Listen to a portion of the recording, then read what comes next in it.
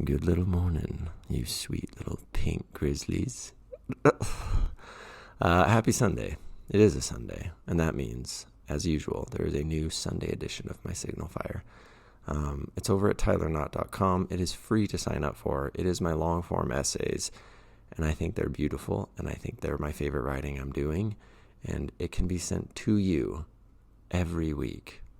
Easy peasy. You don't even have to do anything. And we need more beauty in the world. So, go sign up. tylerknott.com. Today, Typewriter Series 465, and it is about my experience being autistic and loving someone, and how that can be challenging sometimes. And the poem will explain. Here's your wee paper. It's got some old aging on this side. It's got some aging here, and then some rips on this side. Here we go.